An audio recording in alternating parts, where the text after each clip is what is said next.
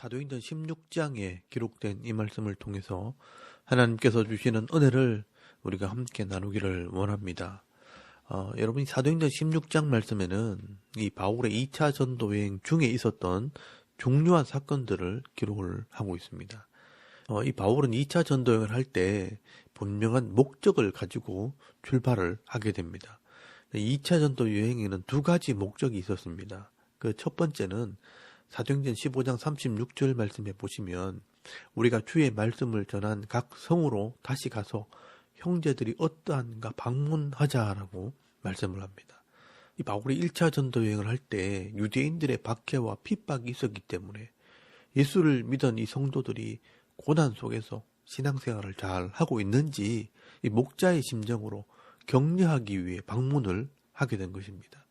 그리고 이 두 번째 목적은 오늘 본문 4절 말씀에 보시면 예루살렘에 있는 사도와 장로들이 작성한 규례를 그들에게 주어 지키게 하는 것이 목적이었습니다. 이방인들이 예수를 믿었을 때 지켜야 할 규례를 전하기 위해 방문을 하게 된 것입니다.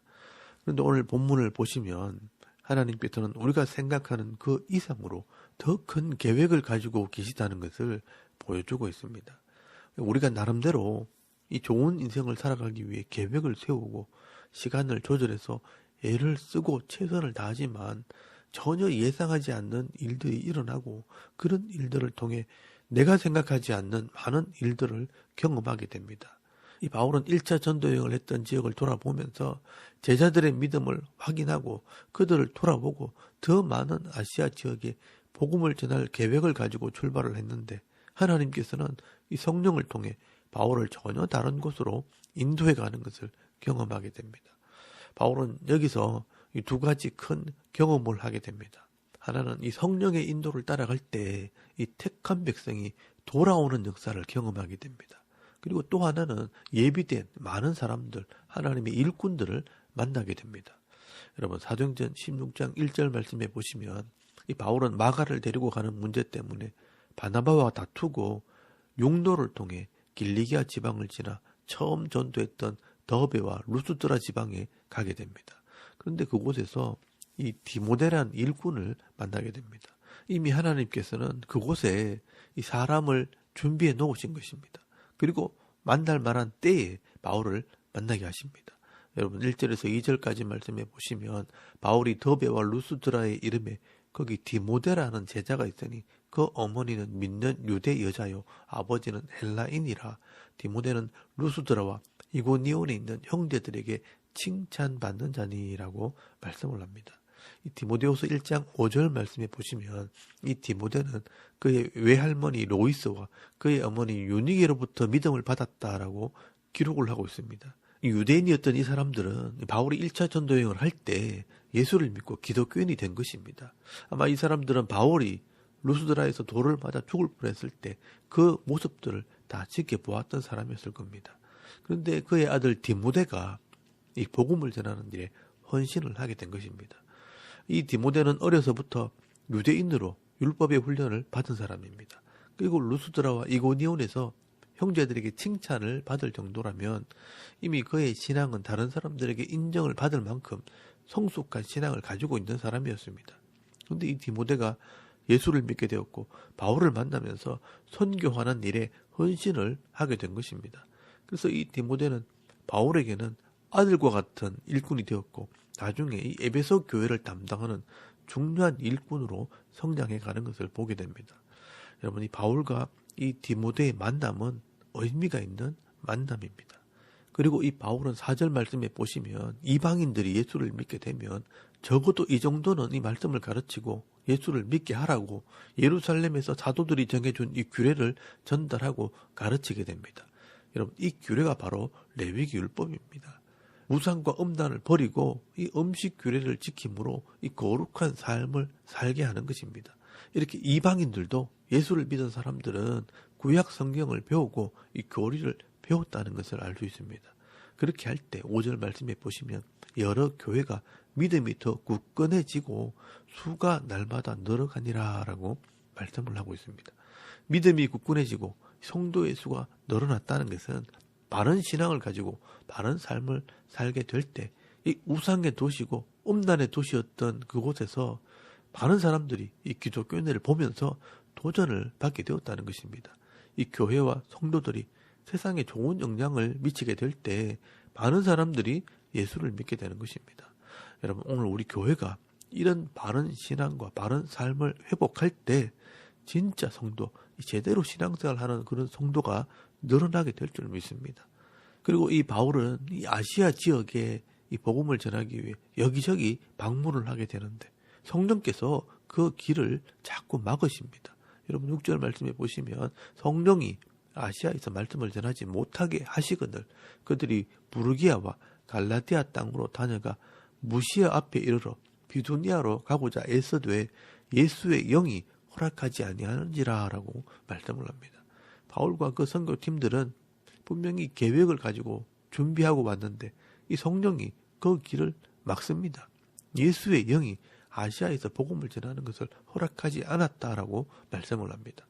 여러분, 이 성령이 복음을 전하지 못하게 하고 또 예수의 영이 허락하지 않았다는 것은 일이 자꾸 꼬이고 마음이 불편하고 힘든 일이 자꾸 일어나게 되었다는 것입니다. 그래서 8절 말씀에 보시면 무시아를 지나 드로아로 내려갔는데 라고 말씀을 합니다. 여러분, 여기 드로아는 아시아의 제일 끝에 있는 항구 도시입니다. 여기를 보통 트로이라고 부릅니다. 그런데 여기서 바울의 선교 일행은 환상을 보게 되고 또 중요한 결정을 하게 됩니다. 여러분 9절 말씀에 보시면 밤에 환상이 바울에게 보이니 마게도냐 사람 하나가 서서 그에게 청하여 이르되 마게도냐로 건너와서 우리를 도우라 하는 말을 듣게 됩니다. 이 바울과 이 선교팀은 이것이 무슨 뜻인가?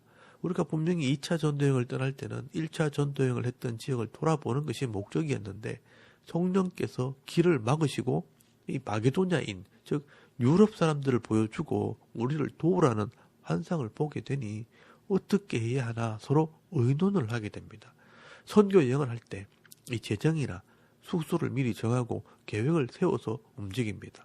그런데 문제가 생겨서 행로를 바꾼다는 것은 쉬운 일이 아닙니다. 이 바울의 이 선교팀들은요, 이 문제 때문에 많은 고민을 하고 의논을 했을 것입니다. 그래서 내린 결론은 하나님의 계획대로 하자, 성령의 인도를 따라가자는 것이었습니다. 여러분 10절 말씀에 보시면 바울이 그 환상을 보았을 때 우리가 곧 마게도냐로 떠나기를 힘쓰니 이는 하나님이 저 사람들에게 복음을 전하라고 우리를 부르신 줄로 인정함이로라 라고 말씀을 하고 있습니다. 그래서 이 바울은 전혀 생각지도 않는 이 마게도냐 유럽 땅으로 건너가게 된 것입니다. 그리고 여기서 중요한 사실이 하나 있는데 그것은 여기서 이 사도행전을 기록한 누가를 만나게 되었다는 사실입니다. 여러분 10절 말씀에 보시면 여기에 우리라는 단어가 나옵니다. 이 우리라는 말은 이 글을 쓴 누가가 포함되어 있는 말입니다.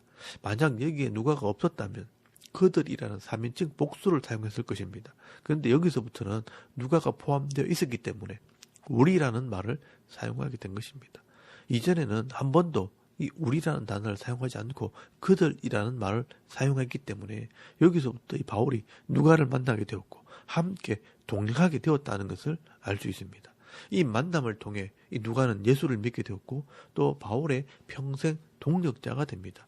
이 누가는 의사였기 때문에 바울의 모든 질병을 치료하고 또한 이 바울의 모든 행적을 기록하면서 이 사도행전을 기록하게 된 것입니다. 그리고 이 바울이 순교할 때까지 끝까지 함께 있어 주었던 사람이 바로 이 누가였습니다. 그런 의미에서 이 누가는 바울에게 제일 중요한 동력자 중에 한 사람입니다.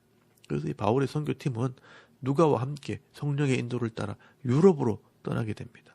바울과 이 실라와 디모데와 이 누가는 함께 유럽으로 떠나게 된 것입니다. 그래서 11절 말씀에 이 드로아에서 배를 타고 에게해를 건너서 네아폴리에 도착을 하게 됩니다. 이 네아폴리는 네오폴리스, 신도시라는 뜻인데요. 지금 이 지명은 까발라라는 곳입니다. 이곳에 가면 바울이 처음 들어왔던 이 항구에 바울의 기념교회가 세워져 있습니다. 그 기념교회 가면 이 바울이 이 마게도냐인의 환상을 보고 유럽으로 오게 되었기 때문에 그 내용을 모자이크로 새겨놓은 것을 볼 수 있습니다.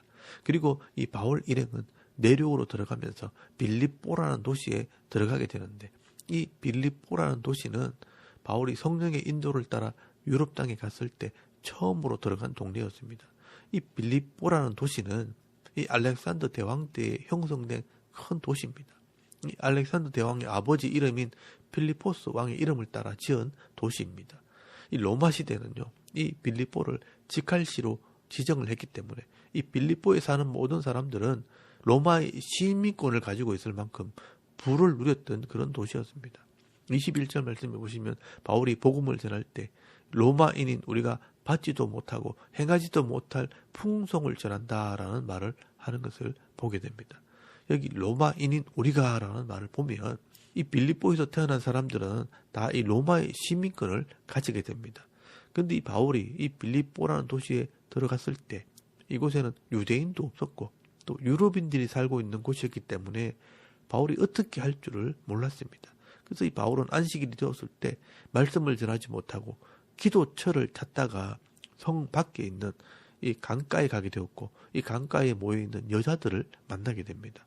그리고 그곳에서 바울은 옷감 장사를 하는 루디아라는 여자를 만나서 이 복음을 전하게 되었고 이 여자가 바울의 말을 진지하게 듣고 예수를 믿게 됩니다.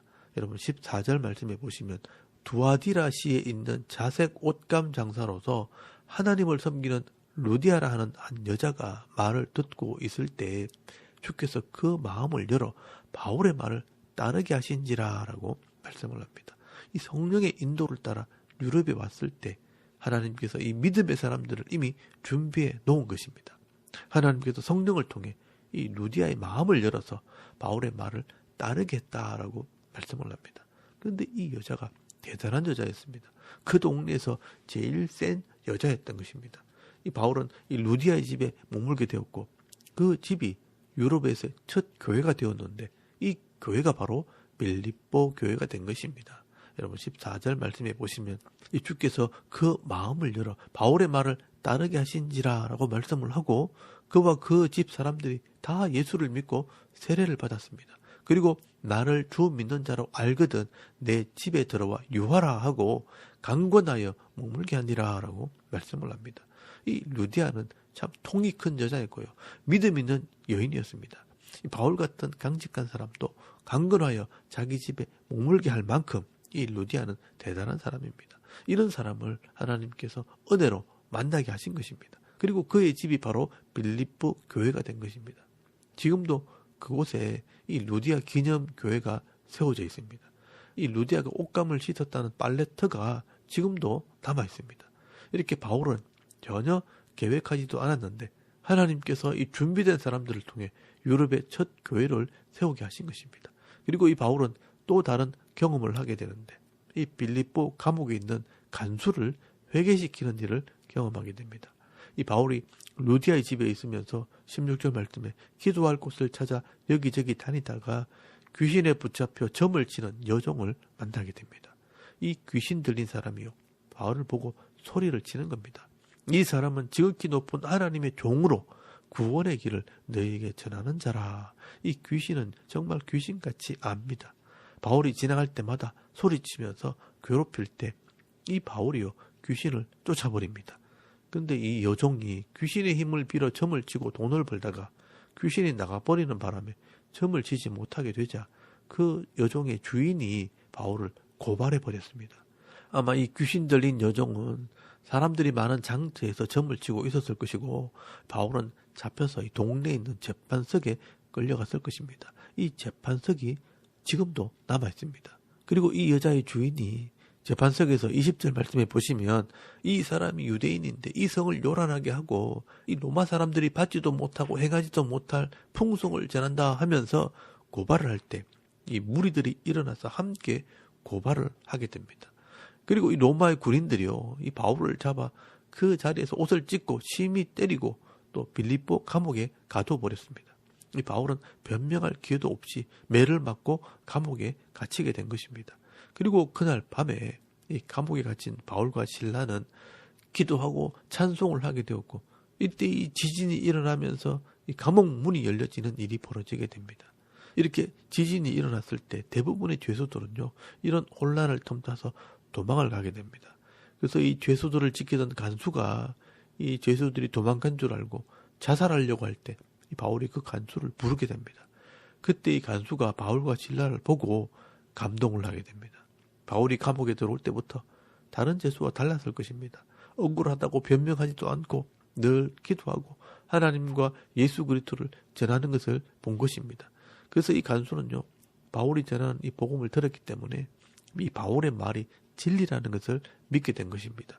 그래서 이 간수의 유명한 질문이 나오게 된 것입니다. 여러분 30절 말씀해 보시면 그들을 데리고 나가 이르되 선생들이여 내가 어떻게 하여야 구원을 받으리까 하거늘 이르되 주 예수를 믿으라. 이 십자가와 부활을 믿으라. 그리하면 너와 네 집이 구원을 받으리라 라고 말씀을 하게 되는 것입니다. 여러분 이 말을 들은 이 간수가 예수를 믿고 바울과 실라를 자기 집으로 데리고 와서 자기 집에 있는 모든 사람들이 하나님 말씀을 듣고 예수를 믿게 됩니다. 여러분 32절 말씀에 보시면 주의 말씀을 그 사람과 그 집에 있는 모든 사람에게 전하더라 라고 말씀을 합니다. 그리고 그 집에 온 가족이 다 세례를 받고 하나님을 믿음으로 크게 기뻐했다라고 말씀을 하고 있습니다. 이렇게 바울이 성령의 인도를 따라갈 때 그곳에서 택한 백성들이 돌아오는 역사가 있게 된 것입니다. 여러분 지금도 이 바울이 갇혀있다는 그 빌립보 감옥이 남아 있습니다. 그래서 이 자주장사 루디아의 집과 빌립보 감옥의 간수의 집이 예수를 믿게 될 때 유럽의 첫 열매 이 빌립보 교회가 세워지게 된 것입니다. 이 빌립보 교회는 성령으로 세워진 교회입니다. 그리고 이때 바울은 자신이 로마인이라는 것을 밝히고 이 로마인들은 재판을 하지 않고 절대로 형벌을 가할 수 없고 감옥에 넣을 수 없습니다. 그래서 이 바울은 도리어 큰 소리를 치면서 나와서 루디아의 집을 찾아가 위로하고 다른 곳으로 떠났다라고 말씀을 하고 있습니다.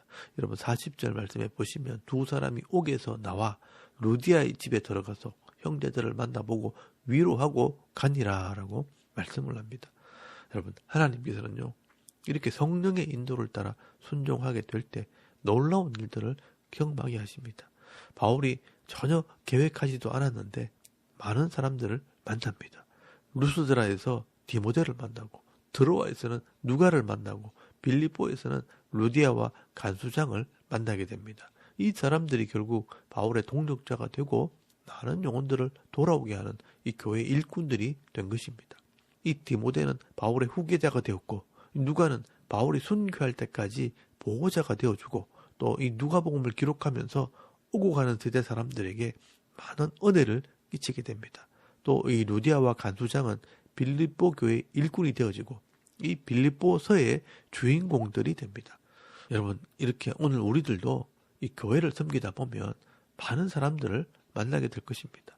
그럴 때마다 내 욕심대로 또 내 생각대로 대충 인생을 살아가는 것이 아니라 하나님의 뜻을 분별하고 성령의 뜻을 따라 순종할 때 교회가 세워지고 또 많은 사람들이 구원을 받고 또 변화되어 새 사람 되어지는 이런 놀라운 일들을 경험하게 될 것입니다.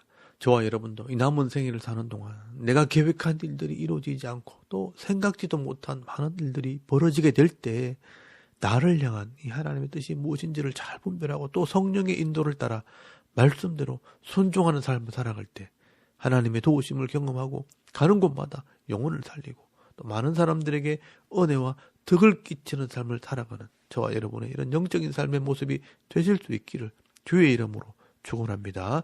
아멘. 우리 잠깐 기도드리겠습니다. 오늘도 내 욕심대로 사는 것이 아니라 이 성령의 인도를 따라 살아가는 성도가 되게 하옵소서. 또 이 나라와 민족을 위해 섬기는 교회와 이 성도들을 위해 가정과 자녀들의 믿음을 위해서 또 개인의 기도 제목을 따라 기도하고 오늘 하루 삶을 또 시작할 수 있길 바랍니다. 다 같이 우리 하나님께 한번 기도드리겠습니다. 살아계신 하나님 은혜를 참 감사합니다. 오늘 이 아침에 우리가 하나님을 예배하게 하십니다.